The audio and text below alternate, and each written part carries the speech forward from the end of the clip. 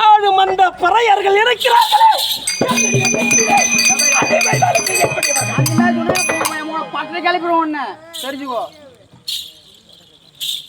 நான் நினைத்தால் உன்னை அணுவும் அசையாமல் ஒரே இடத்தில் நிற்க வைக்கிறேன். அர்ஜுன மக்கள் என்று சொல்லக்கூடிய அந்த பறையர்கள் இருக்கிறார்களே என்னுடைய வீட்டிலே பாருங்க அம்மா திமிரு இருந்தா வாங்கியா புதாச்சாங்களா 1000 வேலைக்கு சொந்தக்காரன் எங்க முள்ளு வேலியா ஒரு வேலி என்றால் 6 ஏக்கர் 32 சென்ட் உடையது. இப்படி 1000 வேலைக்கு சொந்தக்காரன் 1000 வேலைக்கு சொந்தக்காரர்கள் முச்சாந்திபுரத்தை ஆளக்கூடியவன் இந்த காலனி மக்கள் இருக்கிறார்களே மக்கள் இருக்கின்றார்கள். என்னுடைய வீட்டிலே மாடு மேய்ப்பது கட்டு தெருவில் இருக்கக்கூடிய சாணத்தை அள்ளுவது பிறகு என்னுடைய கலனிலே அண்டை கழிப்பது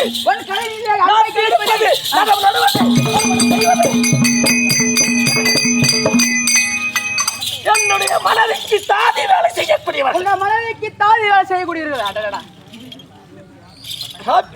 அர்ஜுன மக்கள் பார்த்தார் இனி எங்களால் வர முடியாது எங்களுக்கு என்று ஒரு குலதெய்வம் இருக்கிறது. குலதெய்வத்தை நாங்கள் வணங்க போகிறோம். நீங்க வணங்க போகிறீங்க. ஒருவருக்கு படி அளப்பவர் யாரு? பரம கடவுள். அவங்களுக்கு நீங்க யாரு படி அளப்பாங்க? கடவுள் தானே ஒருவருக்கு படி அளப்பார். ஆமா, அந்த பரமக்கள் வயிற்றுக்கு பிழைப்பதற்கு படி அளக்கக்கூடிய யார்? நீங்க. அவர்களுக்கு என்ன கூலி தெரியுமா? என்ன கூலி? ஒரு நாளைக்கு 500 காசும். ஒரு நாளைக்கு 500 காசு. ஒரு நாளைக்கு 500 காசும். அதோ கால்படி. ஒரு நாளைக்கு 500 காசுனா எவ்வளவு? 500 ரூபாயா? 50 பைசா. நான் கூட 50 பைசா நான் கூட 500 பைசா 500 ரூபாய் நினைச்சேன். 500 காசும் கால்படி திரையும் அந்த பரமக்கள் தெமிடியா மக்களுக்கு நான் கொடுத்த காரணத்தினால் அதிலே தின்று மிச்சம் செய்து வட்டிக்கு விட்டு அவர் பெரியவராக வயிறு பிளத்த காரணத்தினால் எப்போது என்னையே எளிதமாக பேசி அந்த 50 பைசாவில் செலவு பண்ணிட்டு மீதி வந்து பணக்காரன் ஆகிடுவேன். கால்படி திரை 500 பணம். இதை கொடுத்ததால தானே அந்த என் மக்க சாப்பிட்டது போக மீதி வட்டிக்கு விட்டு காலு மேல காடு போட்டுக்கிட்டு உட்காந்துட்டு திமிரு வாட்டிங்களா? அந்த மொதலாச்சா ஒரு 50 பைசா ஒரு முட்டாய் கொடுத்தானுவ. இப்ப அது கூட கிடையாது. ஒரு முட்டாய் 1 ரூபாய் விற்குது. 50 பைசா கடை திரும்ப செருப்பு தூக்கி வருவான் கடைக்காரன். தெரிஞ்சுக்கோ. என்னுடைய கழனியை வேலை செய்தால் அவர்களுக்கு நான் படி அளப்பேன். எங்களுக்கு தான் கடவுள். ஓஹோ, நாங்கள் தான் கடவுள். அவர்களுக்கு கடவுள் யார்?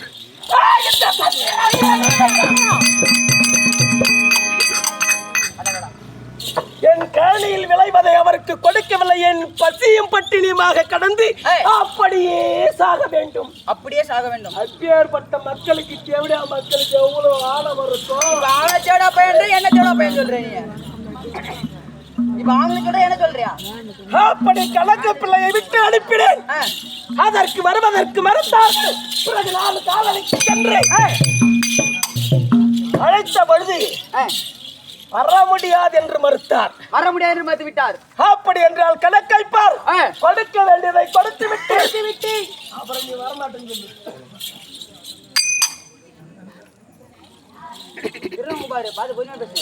அப்படி என்று உரைத்தேன். உடனே பார்த்தார்கள். ஐயோ ஐயோ அம்மா எல்லா வீட்லயும் பட்டுக்கு வைக்கிறாளோ அந்த பறிச்சு வைக்கிறாளோ போறா அம்மா. ஐயோ ஐயோ ஐயோ ஐயோ எல்லாம் யாரும் எவ்வளவு பொண்டாட்டியில பார்த்தா பறிச்சு மாதிரி ஒரு பொண்டாட்டியில அம்மா. வேசம் கழிச்சுட்டு போனா செருப்பி மோதிட்டு அடிப்பா, தொடப்படிச்சு அடிப்பா. தெரிஞ்சுக்கோ.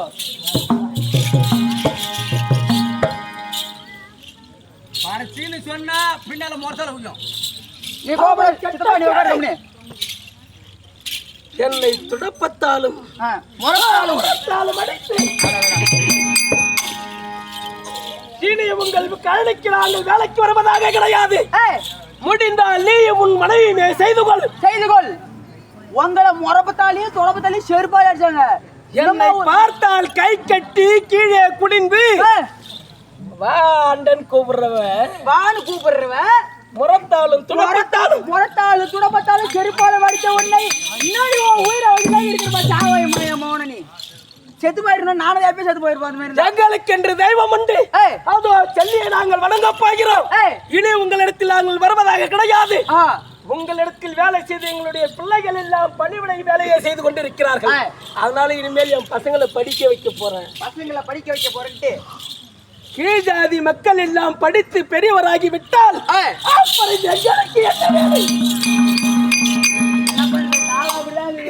பணக்காரனே இருக்கணும், ஏழை ஏழையே இருக்கணும்.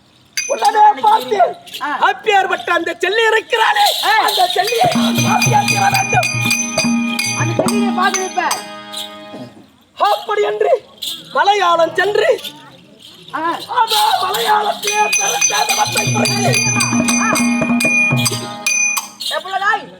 மந்திரத்தை கற்று வந்தேன். அப்படி மந்திரத்தை கற்று வந்தேன் அல்லவா? எப்படிங்க கற்று வந்த மந்திரம் எப்பேற்பட்ட மந்திரம்? இப்பொழுது நான் நினைத்தால் ஆடாததையும் ஆட்ட வைப்பேன், மாட்டி வைப்பீங்க, பாடாததையும் பாட வைப்பேன். எப்பேற்பட்டால் செந்துளமைத்துறை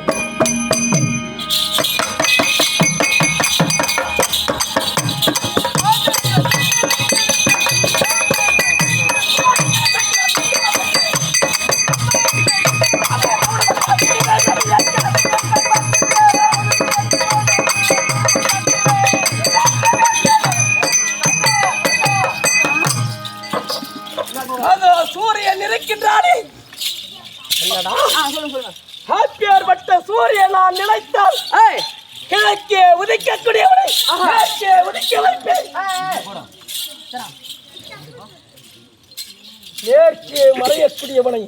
மேற்கே மறையக்கூடியவனை கிழக்கே மறைய வைப்பேன். இப்ப கால கிழக்கதான் உதயுது. ஒரு வேளை அவன் மறுத்தால்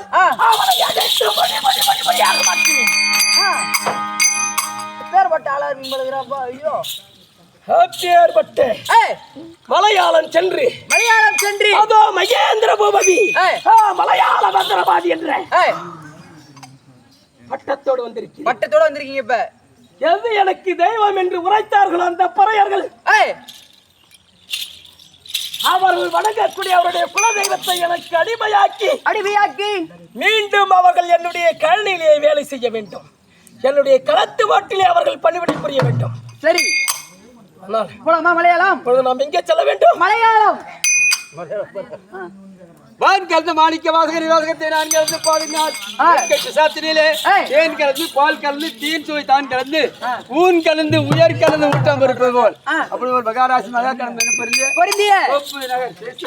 வந்து அதோ இறந்த ரங்கநாதன் குமாரனாகிய அதோ ஒரு கோவிந்தன் பிள்ளையாகிய அது திருமுருகன் சண்முகநாதன் இன்னும் கோமலவல்லி மூவரும் சேர்ந்து அழிக்கப்பட்ட சொன்னகாலிக்கை கண்ணன் அசோதையின் கம்பெனி அவருடைய பங்கிலே இருந்து பட்டு வெட்டு வாழ்வார் பெருகி ஒரு காணிக்கு கொடுக்க மறு காணிக்கு மலை போல வர கிறிஸ்தியா ஒரு கற்பகம் சுபேஜயம் போயிட்டாங்க.